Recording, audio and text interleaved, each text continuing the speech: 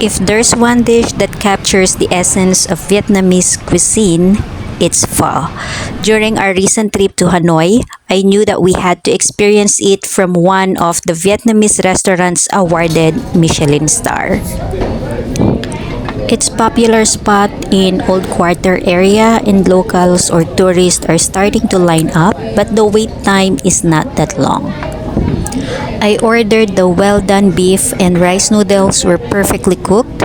It came with tender slices of beef, fresh herbs, and hot broth. Also, fresh limes, chili, and garlic were available at the table in case you need to add more flavor to your pho.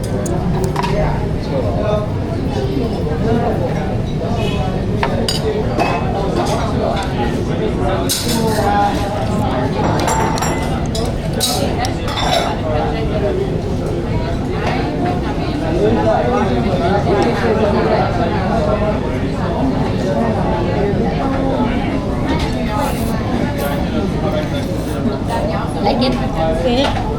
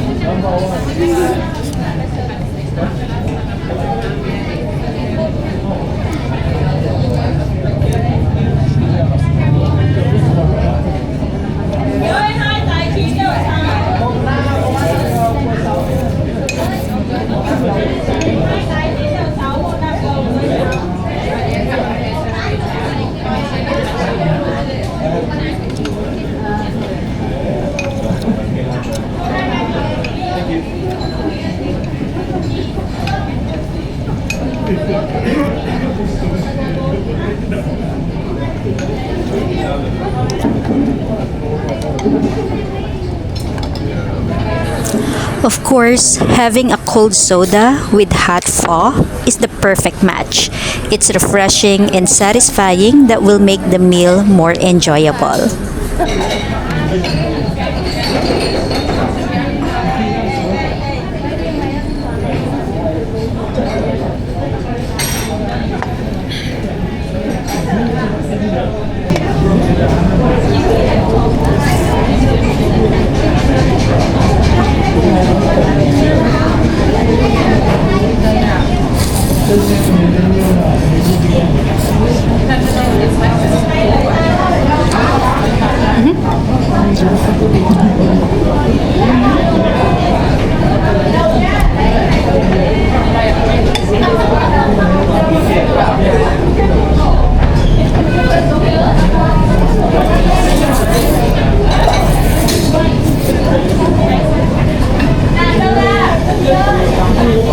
Ang ginagawa sa rice.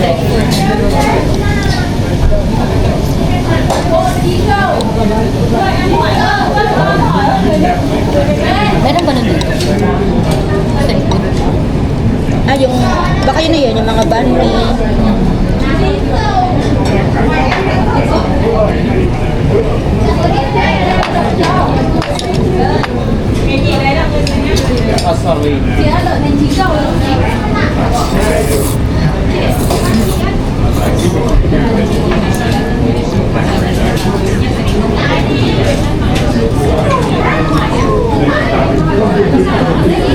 The bowl of pho is only 65,000 Vietnamese dong, which is equivalent to 150 Philippine pesos or around 3 US dollars.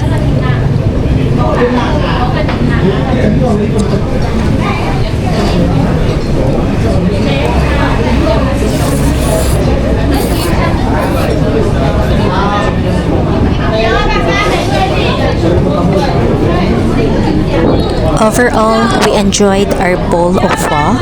If you find yourself near the Old Quarter area, this spot should be at the list of your must visit in Hanoi.